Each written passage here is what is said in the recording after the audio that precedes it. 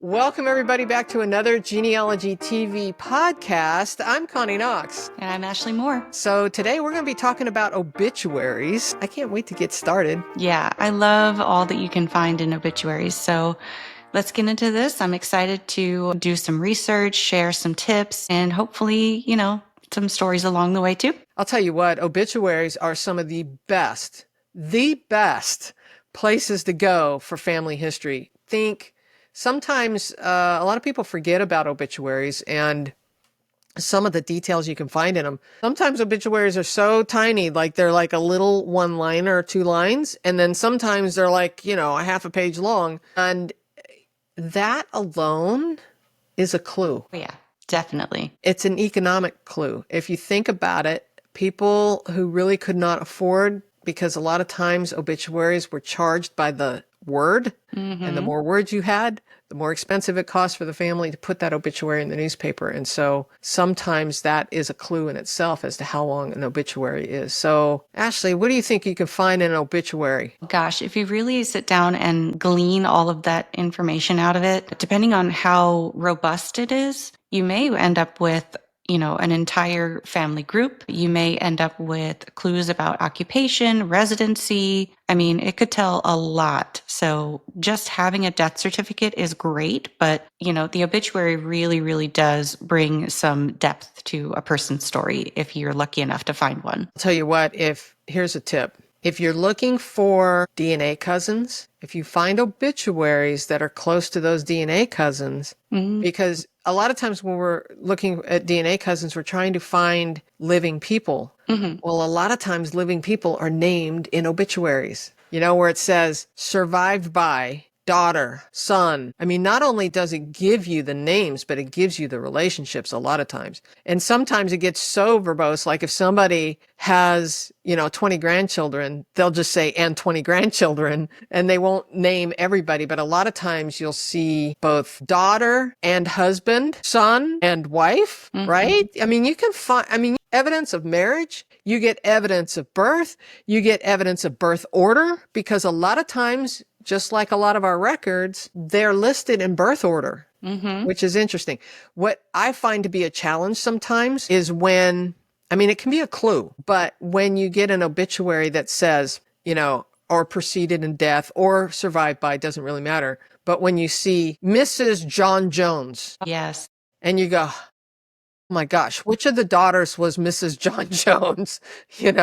Because back in the, early 1900s, that's a lot of times how it was written, was Mrs. So-and-so. Every now and then you get lucky and it'll say "nie," like meaning maiden name. And somebody's maiden name. But sometimes you only get Mrs. John Jones and you go, no, but it's a clue, but it's going to make it harder, to suss that out. I'll tell you what, though, the cool part about obituaries is, first of all, a lot of times you get a life story.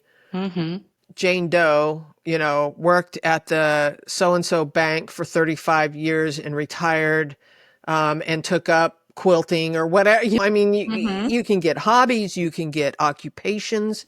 And so my point here is write down every detail. Don't just read it. Write it down, because if you find out that Jane Doe was a banker, and then you go find a census record and it says the occupation, she was a banker, you go, okay, I got the right person. Or at least it's a clue that you have the right person, right? Right, that correlating evidence. Yeah. Not everybody with that name is going to be a banker. So, a lot of times the occupations can tie as well. A lot of times you'll find military stuff too, right? Right? Served in the whatever, World War II, fought in Iwo Jima, just an incredible amount of stuff that you can find in obituaries. And, it's funny because a lot of times people will help write their obituary before they die to make sure that the story gets correct. I know it kind of sounds weird, but a lot of times people will help figure out that timeline before it happens. So that's an interesting twist as well. But it makes sense because if it's that person's story, and they might want to be sure it's told accurately. One of the other things you can find in obituaries too is evidence of religion and evidence of burial. So a lot of times, and here's the other thing too, don't stop with the obituary. Jane Doe died. Mm-hmm. Burial service will be Saturday at, so-and-so cemetery. And the cemetery alone can be a clue. Mm-hmm. So then you go on Find a Grave and you find that cemetery and you find other family members that are buried there with the same surname. So all you have to do is search the surname in that cemetery and you may find a whole mess of people that are buried there. Maybe a whole other set of clues. Also, the religious part of it, you may be able to find a church. And if they're buried in a church cemetery or graveyard, then you may be able to find some religious records that the church still holds, right? You can just go on and on and on. The military thing, you can go find military records. You may not have realized that person served. There's so much that if you really take the time to break it down piece by piece, you can really get lucky with this information. And like you said, even if you only get a little, a small notice that says they were buried here and viewing is this time, I found an entire family plot essentially because of that in my own family, because I had one short record, one short obituary, and then found, I think, 2 or 3 more generations. So when I said don't stop there, one of the things I was thinking about was sometimes you'll find a death notice, then you'll find an obituary, and then you'll find an after the service, Jane Doe was buried last Saturday. And so sometimes there are multiple news articles about the death of this person, especially if they were a prominent person in the neighborhood, there may be a follow-up story about some charitable thing that they did that they're being remembered for. And I mean, it's just mind-boggling sometimes at how many details. So I guess my point as I'm sitting here thinking about it is be thinking about evidence of. So just put that thought in your brain. Evidence of. So as I'm reading through this, here's evidence of a marriage because it says Jane Doe is the husband or, spouse of so-and-so. Mm-hmm. And all the children. There's so many evidence of marriage in an obituary from all the children and their spouses. And then they had grandchildren. Mm-hmm. Grandchild number 1.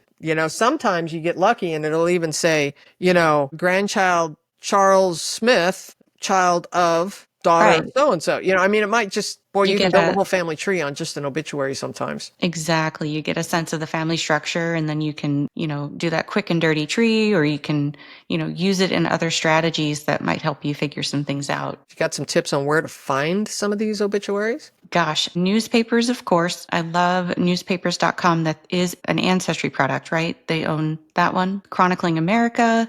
That's always a great place. I have even noticed that going further back into my own research, that some universities will have digitized collections of old newspapers and things like that. So there are so many options. It's just a matter of, figuring out where that information might be held. Good point.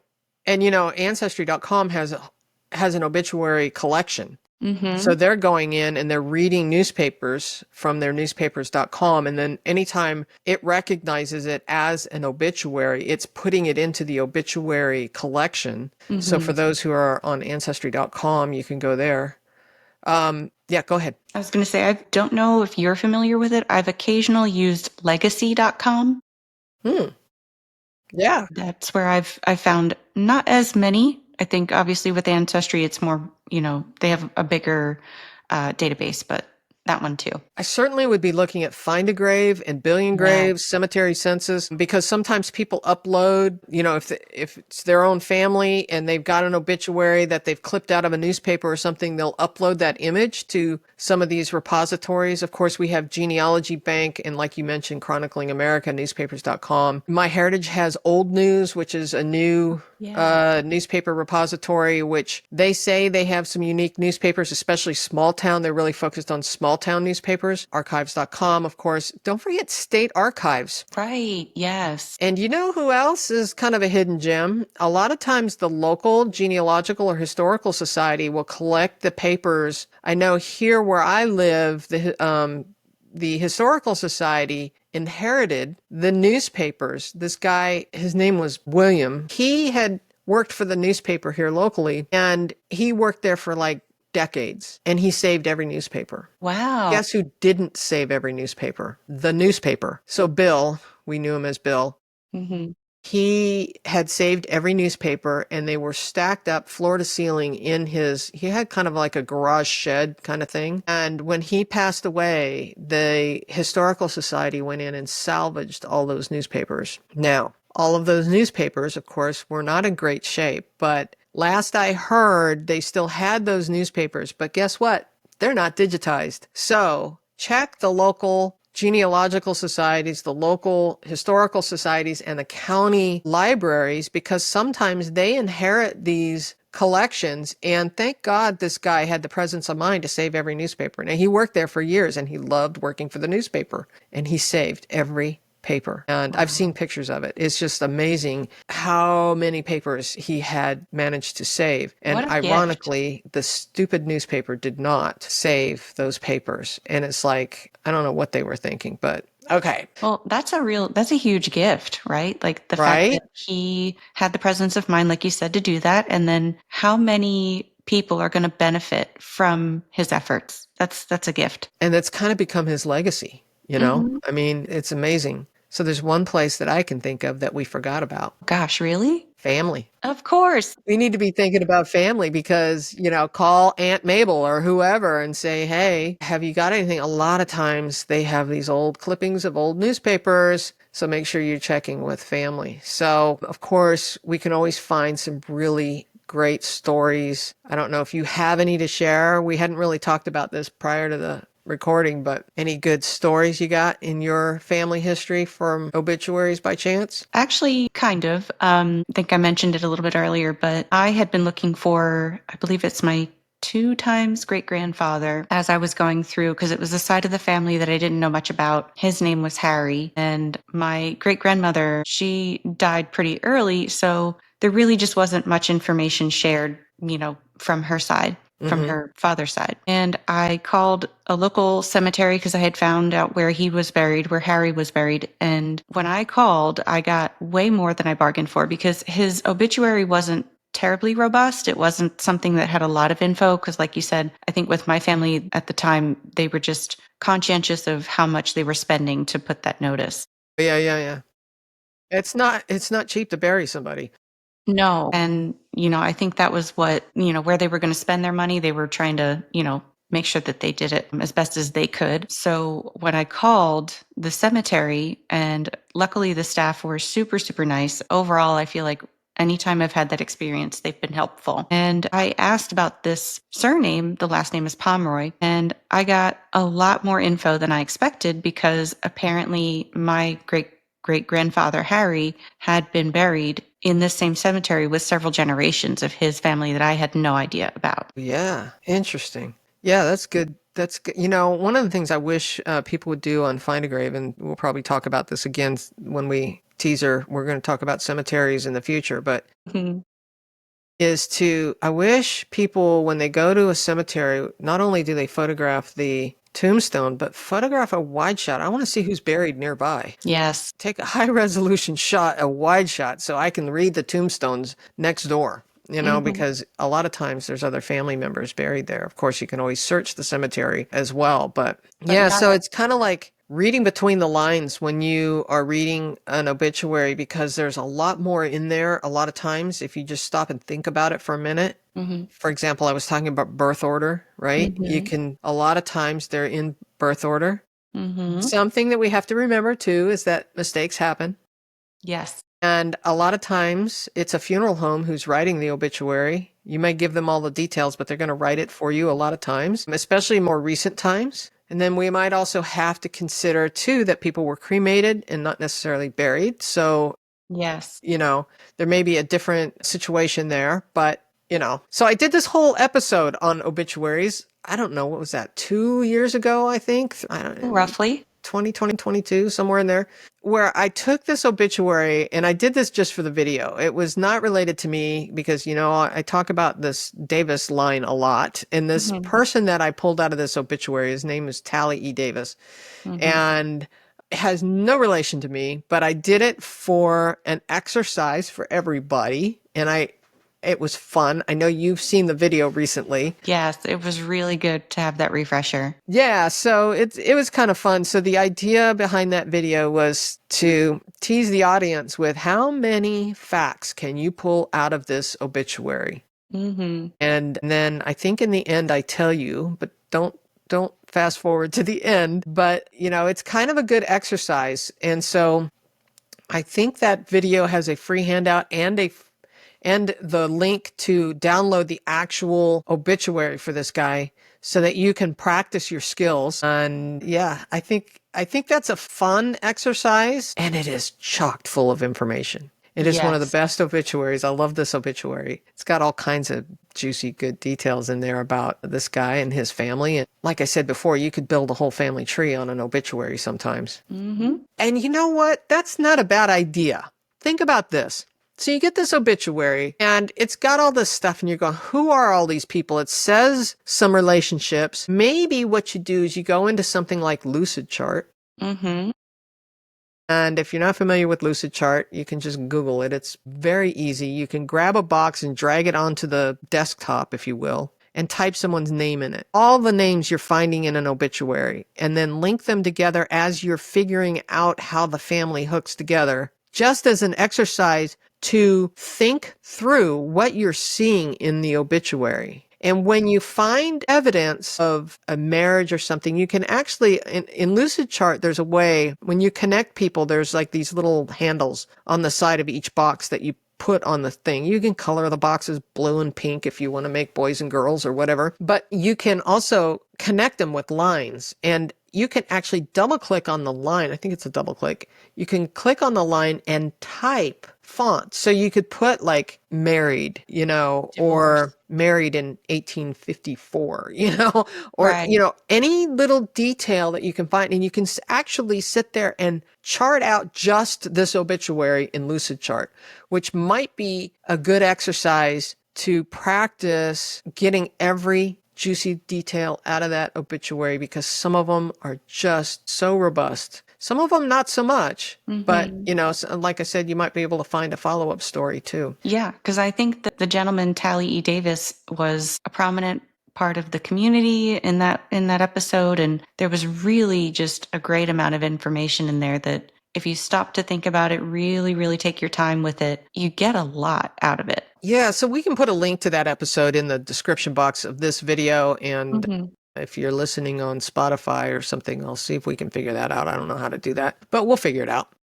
Always go to the YouTube channel. They can, Yeah, just because that one search you for kind it. of need to see. That's not so much something you could listen to anyway, so Mm-hmm. it might be best to watch that video, but it's a free lesson, and it's a good set of information. Yeah, beautiful. Mm-hmm. Well, any other stories you want to share? Again, negative evidence if you're looking for someone. Good one. I Yep. hadn't thought about that.